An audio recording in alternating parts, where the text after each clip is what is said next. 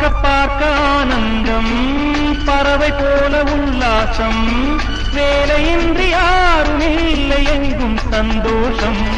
வெறும் பேச்சு வெற்றி கூட்டம் ஏதுமில்லை இந்த ஊரில். கள்ளம் கபடம் வஞ்சகமின்றி கண்ணியமாக ஒற்றுமை உணர்வுடன் வாழும் சிங்கப்பூர்.